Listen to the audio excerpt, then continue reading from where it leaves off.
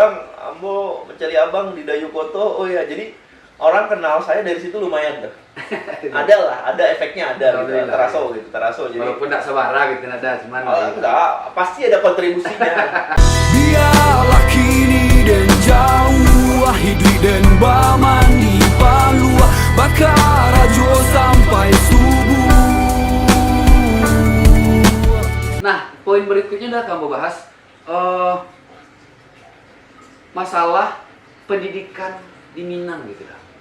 Mungkin ambo zoom seketik lain, ambo baru sadar 1 tahun 2 tahun belakangan bahwa mata pelajaran budaya alam Minangkabau. Nah itu tuh dihapuskan. Nah mungkin dengan pertimbangan ya kebijakan itu dikeluarkan dengan pertimbangan tertentu, ambo tidak paham. Cuman kalau mau secara perspektif mau secara awam gitu dah, itu kan sangat sayang sekali gitu. Sebab itulah identitas awak yang untuk generasi-generasi baru. Nah, konyo Minang, konyo Tambo, konyo Datuk kita, sejarah kita segala macam. Nah, itu dihapuskan dan otomatis berkurang dong kadar yang diterima generasi-generasi baru SD, SMP, SMA tuh tentang kekentalan Minang, tentang sejarah-sejarah Minang gitu lah. Itu paling mungkin dari orang gaibnya mungkin atau dari mana gitu. Di pendidikan formal ada lah gitu dah. Bagus kira-kira. Nah, kok Ambo bahas Jo Elkam Patang tuh, jadi kami seluruh calon diundang oleh Elkam ini Mama Gundukan Dua di Padang, Patang tuh di kantor Elkam di Masjid Raya Sumbar, lingkungan Masjid Raya Sumbar. Jadi memang kalau dilihat provinsi ini tupoksinya di pendidikan tuh di SMA. Jadi kalau SD, Jo SMP itu di bawah kota kabupaten. Nah kalau kita bicara provinsi SMA, macam di Jakarta, anak Ambo yang Padusi yang kelas 6 SD gitu kan. Terus kita dulu juga Ambo dapat nama pelajarannya namanya PLBJ, Pendidikan Lingkungan Budaya Jakarta. Pendidikan Lingkungan Budaya Jakarta. Sampai sekarang masih ada. Pendidikan Lingkungan Budaya Jakarta. Sama seperti BAM, Budaya Adat Minangkabau. Jadi Dayu jujur ketika saya mempelajari, karena saya nggak pernah lahir di Minang, di ranah Minang. Jadi Ambo beli buku tentang Minangkabau. Tabah nggak? Berapa 1000 halaman mungkin ada. Apa bukunya? Jadi Ambo baca bukunya, mempelajari gitu. Datua, ini mama, suku-suku kita, makanan, musik, budaya, adat, ya itulah yang terkait dengan tugu sajarangan, ya kan. Ambo belajar di situ. Tapi kan karena memang ada keinginan Ambo untuk belajar tentang tanah leluhur Ambo. Tapi kalau anak muda zaman sekarang tidak tertarik loh kalau misalnya kalau nggak diwajibkan, di sekolah. Nah itu kan, ya mending nonton YouTube Dayukoto ya kan. Sedang yang lah diwajibkan pun masih banyak juga yang mental-mental gitu kan. Nah kan sayang banget gitu dah. Ya memang Buya juga Ambo waktu itu udah berdiskusi bahwasanya Buya saya pakai lah ini harus ada kembali gitu. Ini harus ada kembali. Paling nggak di bangku sekolahan tuh harus ada. Dari tingkat SD nanti itu mungkin kita arahkan ke kabupaten kota, kalau SMA di kita gitu. Kalaupun mesti ada kurikulum yang berubah ya kita kaji kan. Apa yang harus berubah gitu, kurikulum tentang BAM-nya, apa yang harus mungkin diperbarui karena perkembangan zaman gitu kan. Karena susah juga mau mengecek kan. Kalau dulu kan budaya surau. Kalau kini kok anak muda nggak mau dong nongkrong di kafenya. Budaya kafe kopi, kopi shop. Jadi artinya ada berubah kan. Jadi kalau kita juga paksa, kamu kembali ke surau. Baru 5 menit kabur. Sangat nggak efektif sekali ya kan. Sayang sekali nanti generasi-generasi baru tuh di daerah kemarantau mungkin. Nah ini minim pengetahuan tentang sejarah sejarah Minangkabau. Kita harus tahu dan kita harus bangga. Nah, Ambo merinding nih. Jadi the founding fathers of this country itu orang Minang ada bara orang. Betul. Ya kan? Terus kita mempelajari lagi, sempat tahu PDRI, Darurat Republik Indonesia. Yang itu ibu kota walaupun Sabang. Di Bukit Tinggi lah. Karena Bung Karno dan Bung Hatta saat itu tidak memungkinkan memimpin republik, mungkin Indonesia dialihkan kan kemana? Ke Sumatera Putra Barat. daerah yang Sumatera menjaga Barat. Dan daerah. kini kita lagi membuat museum ya, pernah nggak? Museum PDRI, Pemerintah Darurat Republik Indonesia. Iya. Saya sempat juga datang ke rumahnya yang di Sijunjung. Sejunjung. Nah, Sijunjung di Nagari Silantai. Nagari Silantai, Kabupaten Kecamatan Sumpur Kudus, Kabupaten Sijunjung. Nah, ada juga rumah sejarah di situ. Nah, ini harus tahu gitu. Harus di blow up, blow up-nya gitu. Iya, dan ini sangat menarik sekali, Pancasila. Ya kan? Kalau Bung Hatta waktu itu juga masalah sila ke-1 kan. Dulu kan ada kata-kata Allah Subhanahu wa taala. Oke. Kan Sebelum sebelum akhirnya dikukuhkan. dibuat ketuhanan yang Maha Esa. Kalau mungkin semoga Bung nggak salah menyambui, kalau Allah mungkin kan, wah ini negara Islam, kita negara Islam jadinya.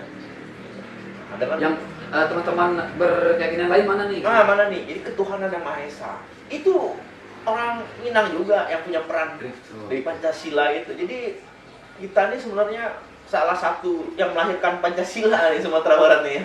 Bantu. Nah, kalau dikaji-kaji ke belakang banyak lah gitu. Banyak. kontribusi. Silakan Google aja.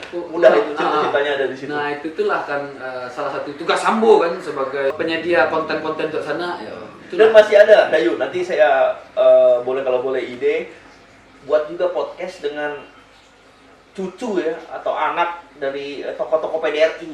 Iya, tapi kemarin ada si Mutia. Masih ada. Mutia, sorry. Saya mau cucu Bung Hatta. Hari kemarin balik. Kalau Siapa Bu dah? Mutia anaknya. Iya. beliau. Ada cucu Ega. Ega Hatta ya? Ega Hatta ya?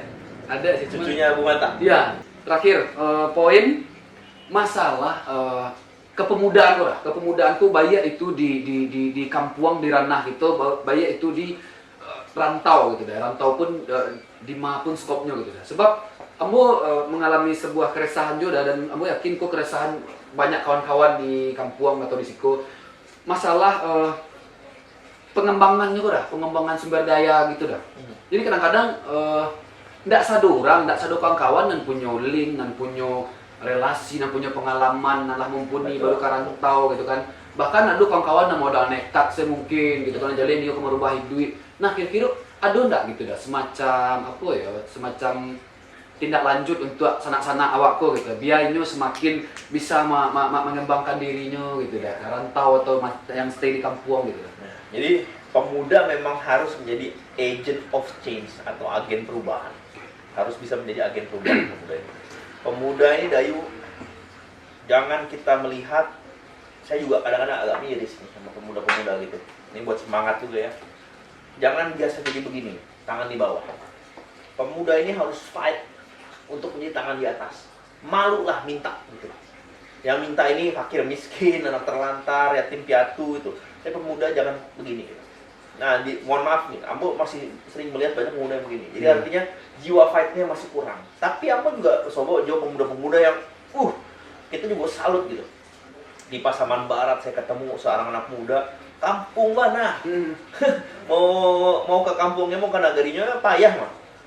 Jalan bulu Tasuduk mana gitu. Tapi nyo ndak mode ini, tapi nyo mode ini gitu. Iya. Berusaha gitu kan. Mencari pekerjaan, mencari bisnis gitu.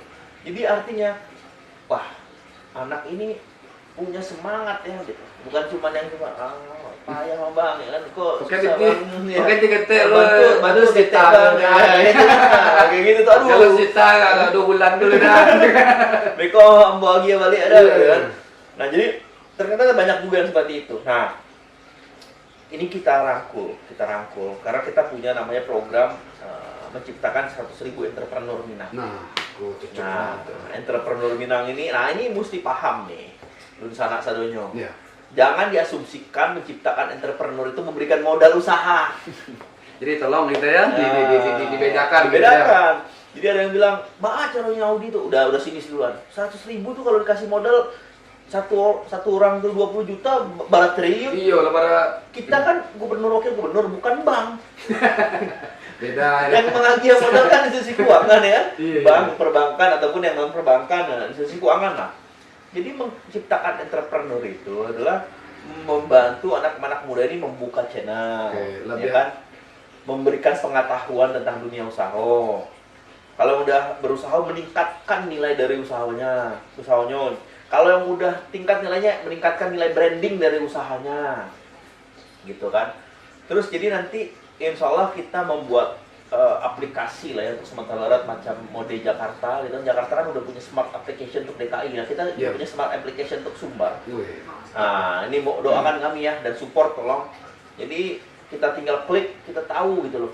Sekarang zamannya digital lah, nggak bisa lagi kita tahu apa aja pariwisata Sumbar di setiap kabupaten, kalau perlu setiap kecamatan apa pariwisatanya detail. Toko oleh-oleh di Sumbar, produk-produk UMKM Sumbar, batik Sumatera Barat. Nah, sekarang saya juga punya kewajiban moral. Kalau pakai batik, usahakan batiknya batik Sumbar. Bertemakan Sumatera Barat ya. Harus saya sebagai insya Allah menjadi pejabat publik kan, ya harus batiknya batik Sumbar gitu. Jadi kita ingin punya gitu app, termasuk nanti yang mau ikut 100.000 entrepreneur. Pak caranya gitu, kita register dulu. Nanti situ ada caranya. Kayak waktu itu saya juga mengadakan, tapi waktu itu registernya lewat website pribadi Ambo. Jadi skalanya masih skala ketek loh. Nah kalau sekarang kan kita kan mau membuat besar skalanya. Jadi artinya untuk Sumbar gitu. Kalau kemarin kan skopnya kecil. Jadi gimana caranya? Nanti kita bagi klaster. Klaster yang bisnisnya digital, klaster yang bisnisnya pangan, non pangan, klaster yang baru memulai usaha, baru punya rancangan proposal, atau yang mau diajarin buat proposal bisnis, ya kan? Terus klaster yang udah mulai usaha, tadi ingin meningkatkan usahanya. Jadi kita buat klaster-klaster, mereka masuk kemana nanti? Terus nanti kita kerjasama dengan pihak ketiga untuk dalam tanda kutip meningkatkan kemampuan SDM tersebut. Kan nggak mungkin simsalabim kan, dia ikut kelas dulu, ikut coaching dulu, ya kan? Belajar membuat proposal, caranya kasih template-nya gitu kan, apa usahanya gitu kan. Terus nanti kalau udah lebih tinggi, nah kita masukkan ke inkubator besar Indonesia. Atau bahkan kita bisa propose proposal mereka ke bank, atau ke non-bank, atau pengusaha. Bukan kita yang modalin, Pemprov ya, nggak mungkin ada duitnya dan bukan. Jadi creating entrepreneur, jadi artinya kan banyak di Sumatera Barat pemuda-pemuda yang memang tangannya udah di atas, dia ingin memberikan sesuatu. Untuk daerahnya, ingin memberikan sesuatu untuk keluarganya, untuk lingkungannya, tapi harus kita fasilitasi. Nah, disitulah itulah peran pemerintah. Jadi kita buat app juga, app itu kita pingin tahu misalnya kalau sekarang corona, update corona, jadi satu klik ya, Ambo terjawab semua. Yang ada di Jawa Barat mereka nggak ada. Tapi kan app itu kan nggak mungkin sekali dibuat langsung perfect kan, Dayu. Gojek sorry nyebut merek lagi. Butuh waktu untuk Grab itu kan dia kembangin terus app-nya. Kurang ini. Gitu. Jadi untuk mencari informasi penginapan, walaupun nanti pesan penginapannya bisa di app ya mohon maaf Traveloka, Agoda atau apa, tapi bisa mencari informasi tentang Sumatera Barat di situ. Atau misalnya informasi yang nggak kita dapat, kalau kita mau ke Mande, Pak caranya.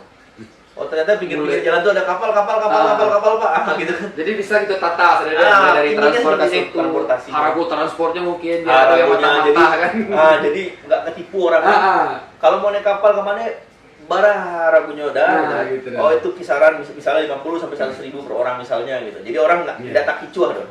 Gitu. Bahkan mungkin tarif-tarif parkir bisa mungkin kan. Bisa. Coba wisatawan sangat mengalu kalau lagi hari-hari besar tarif parkir langsung naik gitu. Ada tukang kutip Iya, dan di Padang dan tingginya DP buat mode itu saudara. Saat itu jadi kita juga buat ini app untuk pelaporan.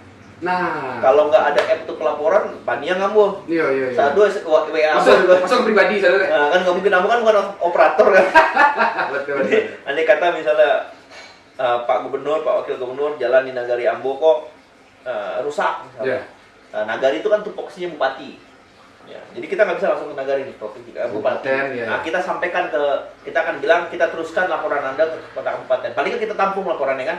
Jadi mereka masyarakat ini tahu Kama harus mengadu gitu loh. Paling nggak begitu. Tapi insya Allah kita coba realisasikan itu app-nya sesegera mungkin. Artinya tapi pasti kan nanti masukan dari masyarakat sekarang, Pak tambah ini Pak, tambah itu. Karena kebutuhan kan. Jadi kan nggak mungkin kita langsung jadi nggak. Kita buat yang simple aja dulu. Sangat diterima sekali ya masukan-masukan gitu deh. Dan bahkan buat saya pribadi, buat Ambo pribadi, saya memberikan juga kesempatan insya Allah nih pengalaman menjadi ajudan wakil gubernur gantian. Oh gitu. Ya. Jadi silakan daftar. Mantap Bos Ana.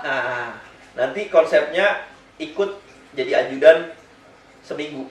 Oh gitu. Nah, Jadi disitulah semacam penilaian dulu dah ya, atau jadi kalau mau punya pengalaman gitu kan. Oh, Nah, oke. jadi tahu kegiatan wakil gubernur tuh bagaimana iya. gitu kan. Nanti seminggu Kesehariannya. gantian orang lain lagi. Di rolling. Rolling, yang daftar, tentu daftar dulu, Iya. nanti dibuka programnya melalui app juga mungkin, ya kan, mau jadi ajudan wakil gubernur. Mantap nih, ya kan? Jadi bisa ngikut, oh gini caranya. Jadi dia belajar, untuk belajar aja, membuka kepala, Nambah wawasan, nambah jejaring. ya nambah jejaring. Palingan dia ketemu dengan orang-orang penting gitu kan. Nah nanti seminggu gantian gitu. Yang pastinya untuk membuka sebuah pandangan baru lah gitu deh ya. Baru anak-anak muda. Nanti dibatasi umurnya, dah yuk. Umur berapa? Semua lah kepala 3 dah. Oh. Lah, mungkin tidak bisa deh. Kan masih 20-an gitu ya. Oke, dah. Itulah dah beberapa poin yang bahas mudah-mudahan dari 3 sampai poin tadi itu bisa lah gitu kayak dilaksanakan beberapa lah bertahap gitu dah ya. Untuk Dusanak Sadonyo di Sumatera Barat, memang secara KPU saya Jobuya Maheldia lah ditetapkan, menunggu waktunya atas izin Allah.